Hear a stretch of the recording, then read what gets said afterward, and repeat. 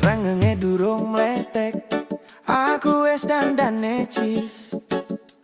Nganggo kemeja lurik, minyak wangi rada amis.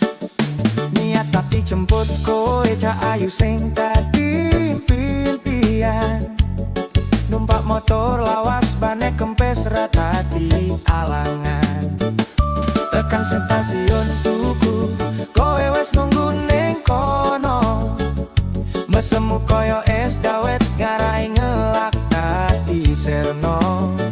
Tak tumpake boncengan kowe gandeng kenceng banget. Rasane koyo tati sultan, senajan aku ra duwe.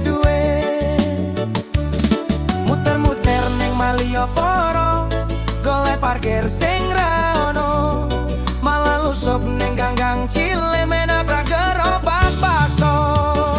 Oh Jogja, pancen istimewa lan garai rindu.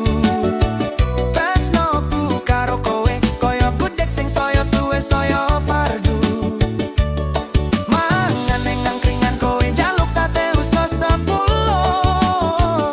Dompetku kempis, tapi hatiku tetap guyu ke Makelen. Duh, niat hati romantis mlaku ning alun-alun kidul. Nutuk moto nganggo kain malah laku nemblendul. Niat meliwat ringing cepule malah nyemplung seloan. Kowe guyu cek kikian, aku isen ra karuan. Sore-sore ning Parangtrite sarem delok sunset sing sadu. Malah kena ombak sandalku ilang siji sing biru. Kowe malah goslo aku, mas tresnomu kok koyo sandal. Lopi atau dek sing penting lah iso-isonya ke tanganmu sing kenyal.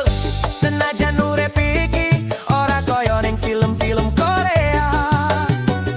Nanging ning Jogja iki kowe lan aku dadi legenda.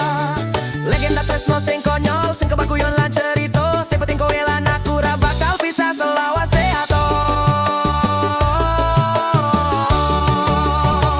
Oh Jogja, pancen istimewa lan garai rindu. Tresnoku karo kowe koyo gudeg sing soyo suwe soyo fardu. Mangan ning angkringan kowe jaluk sate usus 10. Dompetku kempis, tapi hatiku tetep guyu ke Makelen.